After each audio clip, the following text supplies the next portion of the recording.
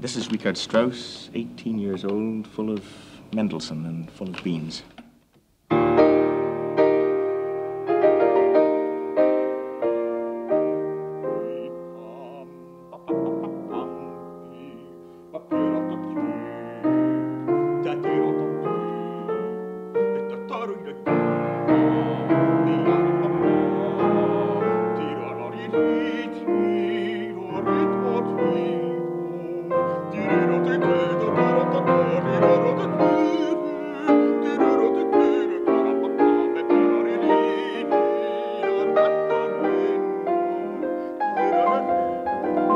Music. Marvellous, I don't know what it is. 18 or at any age. A violin sonata, which is why I had to sing it, I'm afraid. Oh, you sang very nicely. Thank you. Now let me play you something else in the same key and with the same degree of heroism, but written at 35, an age with which you have some experience, I believe, Mr. Burton. A few days, Yeah, yes. a few days, good. Ein Heldenleben.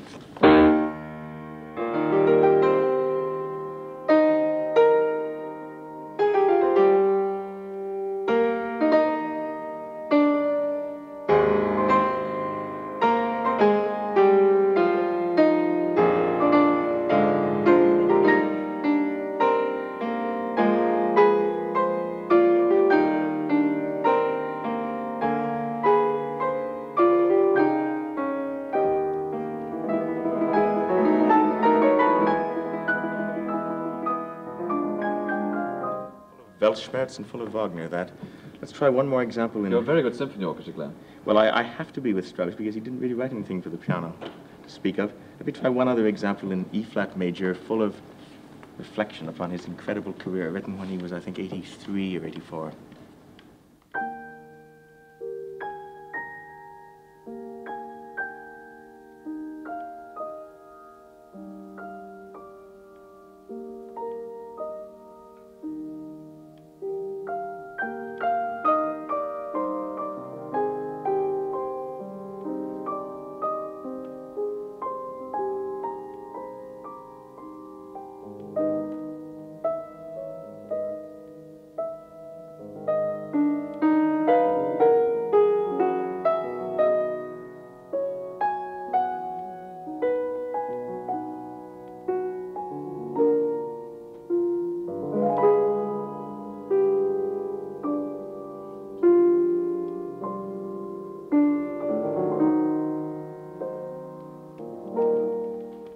Hang on his favorite chord, the Yes, you can't really... second inversion of a triad.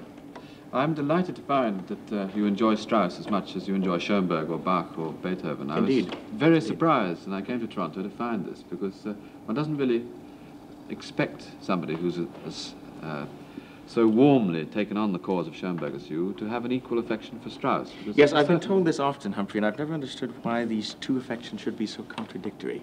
They are, I suppose, if one holds a very doctrinaire view of the course of 20th century music. But what appeals to me most in Strauss is that, all things said and done, he's a very defiant old man, not in terms of overthrowing tradition, but in fact of holding with tradition. This is why I love him so very much, indeed. Defiantly conservative. Indeed. I think that I like Strauss very much indeed, but I think that one of the things that the critical people have against Strauss is that he just never developed, and those three examples that you played really... They are much of a muchness. They could be interchangeable virtually. If you played that last one again with bags of go and fortissimos, you'd probably make it sound just like Heldenleben. Well, let me try.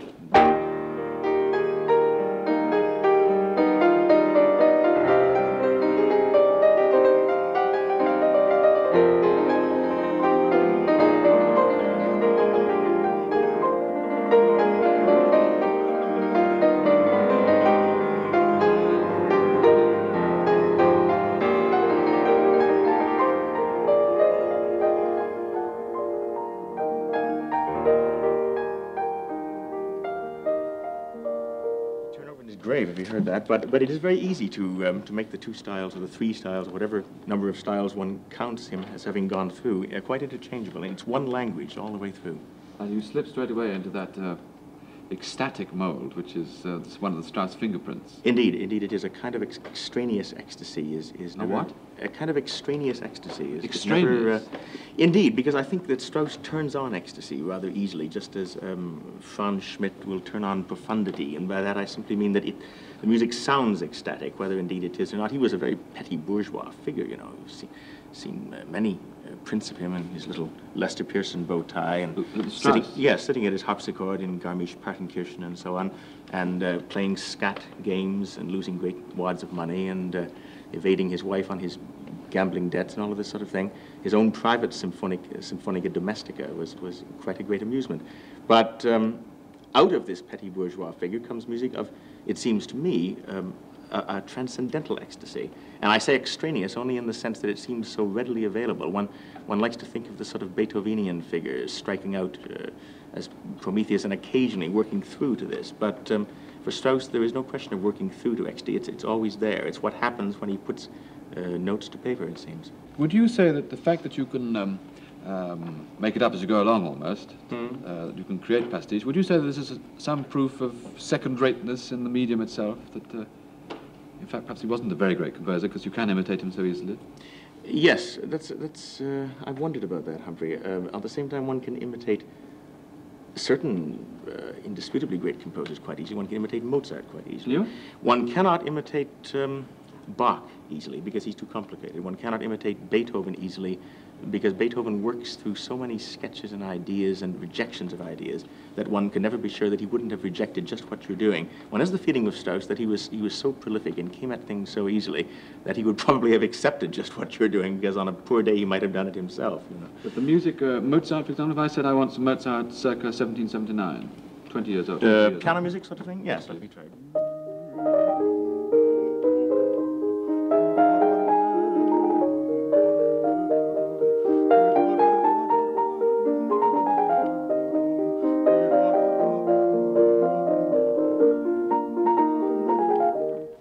And in exactly that way, one can indeed parody the Strauss style. The point is that no one that I'm aware of, and least of all myself, is able to sit to a piano and produce good Strauss. One can certainly produce the trademarks of Strauss, and one can simulate that ecstasy. I think that in Strauss's case, however, extraneous or not, there are indeed genuinely ecstatic moments. I think in all of the early tone poems and in the best of the operas, and in that list I would certainly include Electra above all, and indeed in Salome, certain pages of it, one has a feeling of transcendence that is absolutely extraordinary, and sometimes has absolutely nothing whatever to do with the story on the stage, you know. Extraordinarily free in that respect. Am I right in thinking that basically what you enjoy about Strauss, more than anything else, is the harmony? Well, I think this is the key to that's why what was unique in Strauss. I come to it because I know of your interest in Schoenberg's harmonic procedures. Yes. And the whole question of harmony. I mean, you think naturally like a composer, as far as I can see. Would you like to develop, in that case, just what it is about Strauss's harmony? Well, you see, the problem of Strauss's harmony, and indeed Strauss's problem, was that he came to the latter part of the 19th century at a time when harmony was in great disrepair, when Schoenberg and Gustav Mahler, indeed, to a certain extent, were pulling harmony to pieces. We're pulling all of the pat formulas of Mendelssohn, Schumann, Brahms, the academic romantic, so to speak, to pieces, simply by a certain sense of indulgence. And I think it is to Strauss's very great credit that he managed to tighten up the bulwarks through which they had been poking holes, Strauss and Mahler. Now, this says nothing whatever against Strauss and Mahler. It's simply a question of, against Schoenberg and Mahler, rather. It is simply a difference of approach, a sense of containment about tonality. Strauss was a self-satisfied man as far as the whole principal working motives of tonality are concerned. He was never really a revolutionist at all. He was, of course, thought of as being a very avant-garde figure around the turn of the century. But that's only because he was doing things that no one had ever quite done before. But it seems to me that among the most important of those things was this very tautness of harmony. There's a lovely work, the only work that he ever wrote for piano and orchestra, called the Burlesca, which originally apparently he called Scherzo Furioso, but that was before Hans von Bülow, the conductor, told him it was impossible to play. So he took out the Furioso part and changed it to Burlesca. And the burlesque aspect, the takeoff, the parody aspect, has to do with the fact that what he's really ridiculing is the principles of Franz Lisztian tonality, the idea that one can base whole rhapsodic structures on harmonic ideas that are terribly vain and flimsy and insecure. And so he has a pianist, or rather he writes for a pianist who presumably, whenever he has a free moment, will suddenly start playing this, which is perhaps the silliest figure in all of music.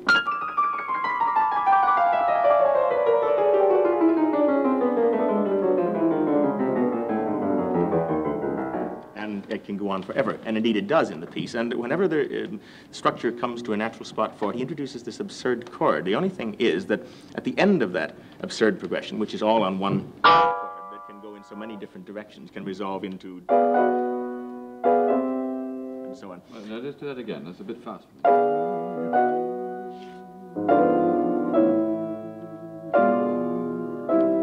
There's many possibilities as this chord. It's a kind of junction. It's a junction point, exactly. It's a pivot chord.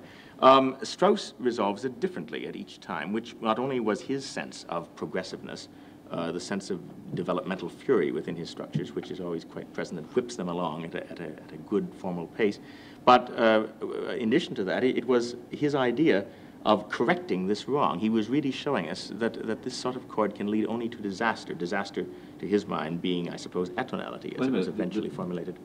Sorry, the diminished chord leads you to disaster unless you correct it immediately. The diminished chord and all other chords that correlate in that way, that tend to act as pivots between we know not what, if you follow that. So that Strauss, each time the pianist plays this absurd passage, has him bring it out differently and bring it out into a kind of resplendent new melody that is as securely anchored as anything you can imagine. Here's just one such time.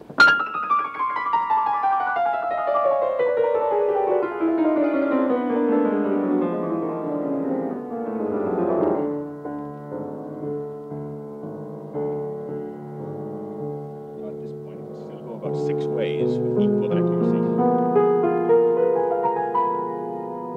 Still good, but now finally. Now he makes the home bass. Now he makes home bass, and just listen to this melody for a moment. It's absolutely lovely. Unorganic as all get out, but very lovely. And what? Unorganic.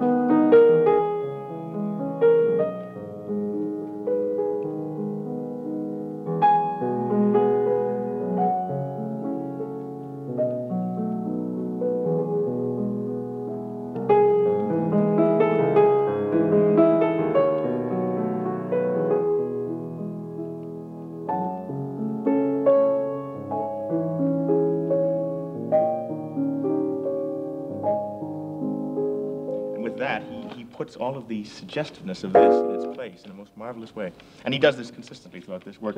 But this, it seems to me, is really an embryo of what Strauss was doing at all times in his career. He was bulwarking tonality.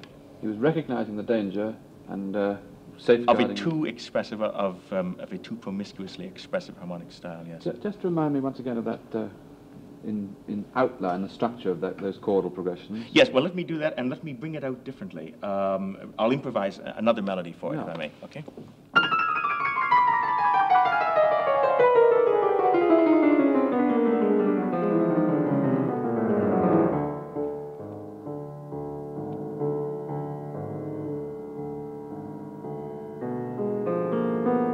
And that's where Strauss got to, and if you remember, he went into a minor key. Now, supposing I instead go into a major key.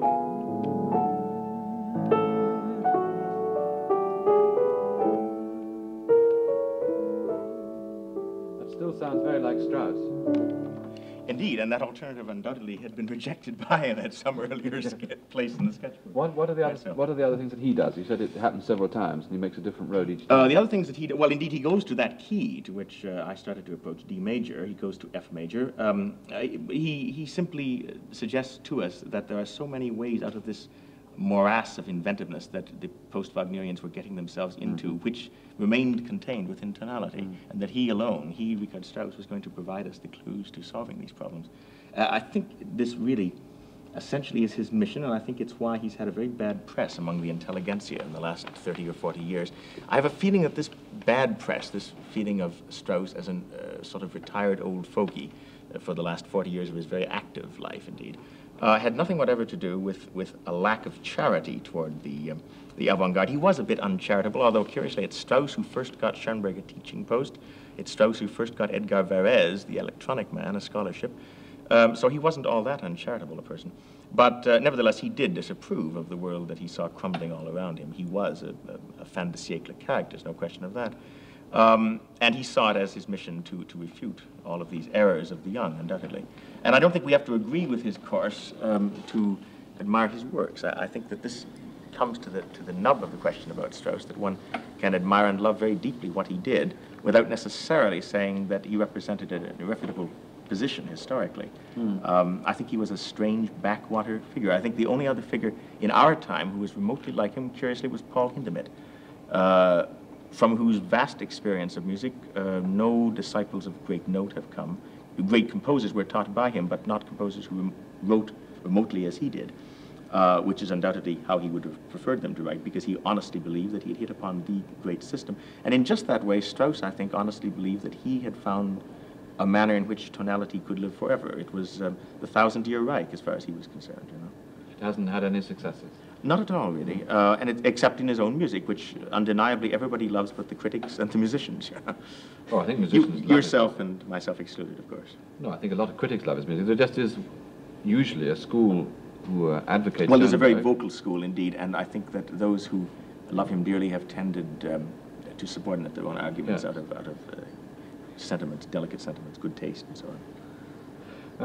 I'd like to hear some more of this early Strauss period. Right. It's not a period I'm particularly familiar with, particularly the piano music. Well, of course, really, I must say that there is no piano music of any consequence.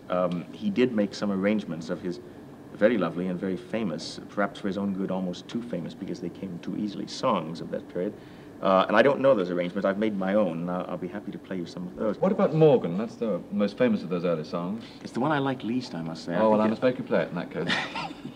I think it's a rather terrible piece. I think it's why is that terrible? I think it's one of Strauss's great indulgences because it has no sort of organic purpose, whatever, but I'll play it anyway. I'll play a little bit of it anyway, as much as I can stand.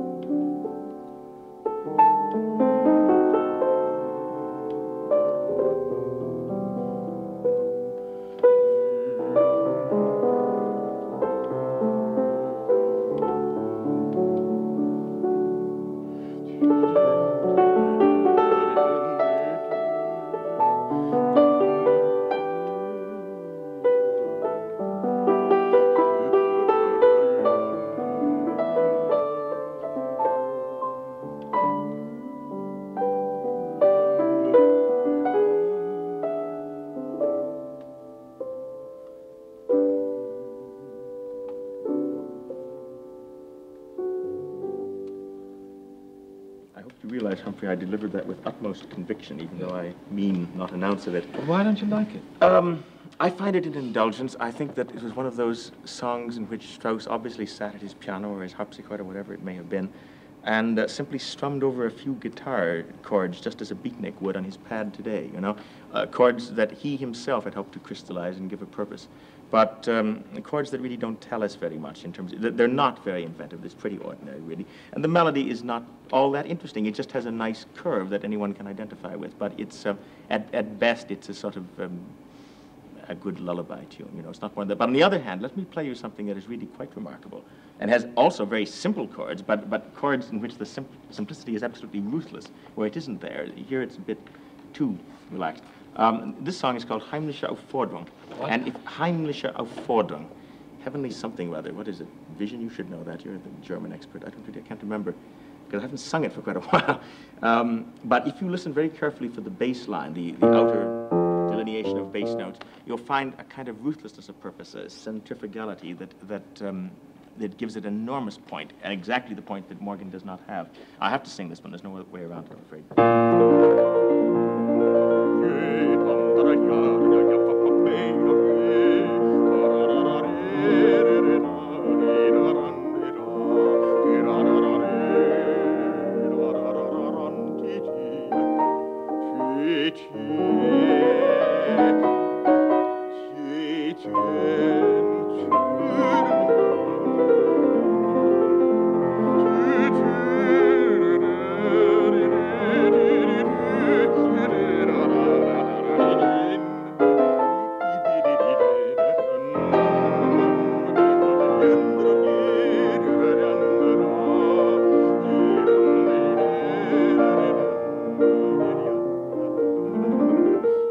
Strauss is as waterlogged to the bass progressions as Sebastian Bach is in a good fugue, you know. It's a pedal point. Yes, Strauss is thinking almost like an organist. He's moving his feet. He's thinking of pedal notes and the adjacencies of low tones. And this is something that very few post-Wagnerian composers permitted themselves to do because they thought it academic and stiff and conservatory-like, and they wouldn't ever have done this. But Strauss did it because he knew that above this, if he was so firmly rooted in his bass line, he could concoct the most extraordinary glories of sort of free improvised chromaticism. Just in that case, show me what happens in the right hand for a bit while... Yes.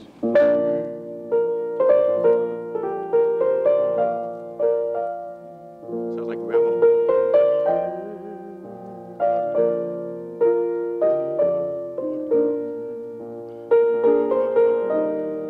That's very unexceptional, isn't it? What are the extraordinary chromatic limits? Coming up.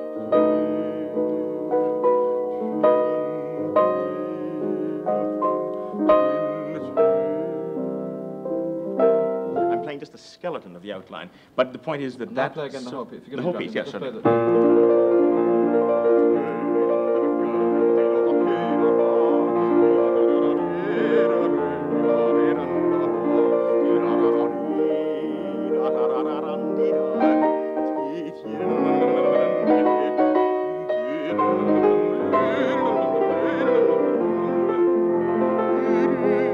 That fluency is so rare in the late 19th century music, that sense of direction within fluency.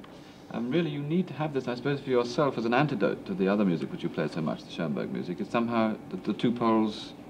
Perhaps. Well, this is, I suppose, my late night adventure in music, because I must say I'm extremely fond of awakening the neighbors with transcriptions of Heldenleben at 1:30, you know. It does come on me at that time, that's quite true. But one of the big criticisms at the moment, I certainly feel this too, is that the middle period Strauss, the period after the war, Strauss just stands still. Not simply that Heldenleben and the first piece are similar, but that everything after Rosenkavalier and Ariadne is second-rate, really, because it isn't anything different.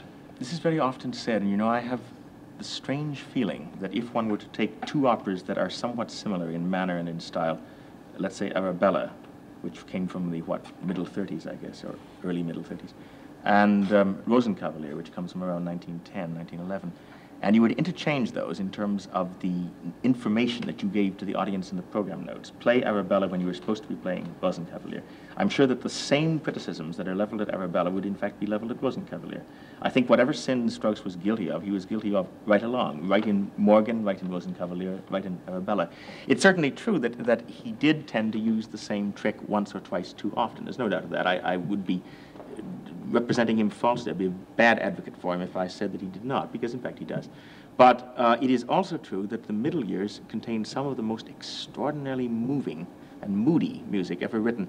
There are 3 songs which Strauss wrote in German, but to Shakespeare's text, putting together the various lines given to Ophelia in Hamlet, and making out of this a kind of Freudian complex of various views of Ophelia. One starts with an extremely innocent sort of sound.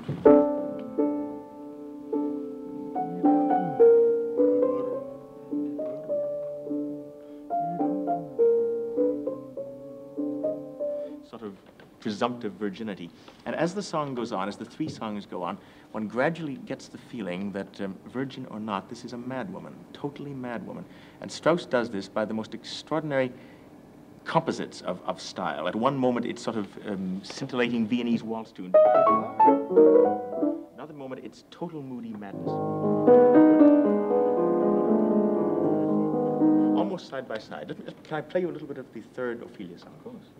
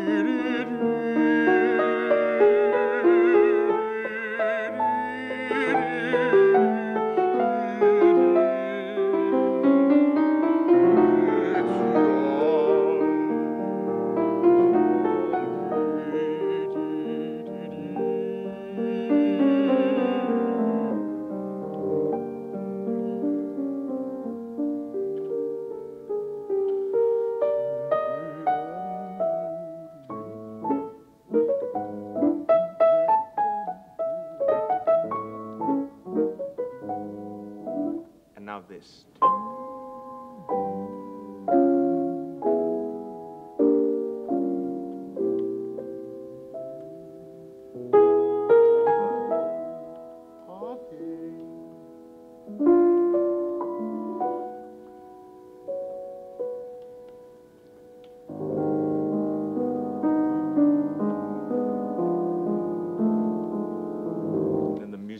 Of a funeral procession. It's extraordinary.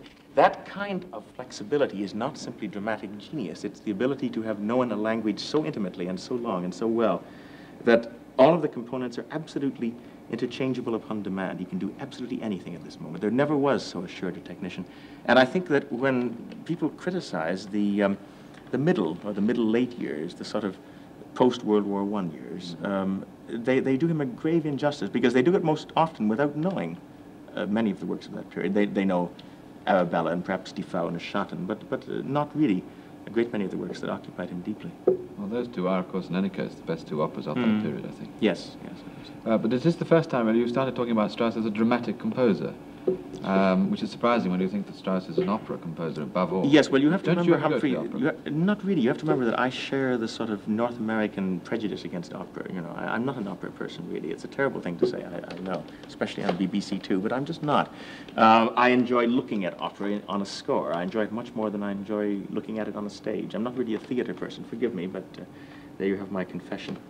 So I don't value Strauss greatly for his dramatic genius, but I know perfectly well it's there. I'm terribly concerned with it, because one has to be concerned with it if you're concerned at all with Strauss. At the same time, perhaps I never can quite give him full value, because I don't appreciate the staging niceties, the mise en scène of Strauss. On the other hand, you do give him the benefit of the musical drama. I mean, you recognize the drama that's inherent in his music.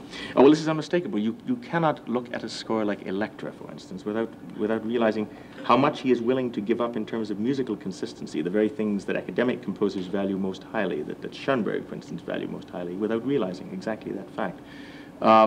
And indeed, one could play a bit of Electra to illustrate just those things. One could find in Electra just about every component of the Strauss style, this sort of sardonic Neo-Grecian motif. You could find the sort of woman who wishes to get pregnant and with the world. I'm speaking of, excuse me, I mean only that Chrysothemis, the secondary character in Electra, is refuting her sister Electra, who wants to involve her in some sort of demonic plan to kill their mother out of revenge, and says, no, I don't want any part of that. I want to get pregnant. Kindern will ich haben, I believe the words are. I play it faster than it should be for a pregnant piece, I suppose. But it's full of that saccharine of Strauss. And these two things coexist in Strauss's dramatic mind. So acute a technician was he. There must be more than two things there. Indeed, it's full of them, but it's components of this stagecraft, which I, as a non-stagecraftish person, am loath to discuss in detail with you, because I'm not equipped to do that. I can only discuss the musical components that one finds there, and we've discussed those, really.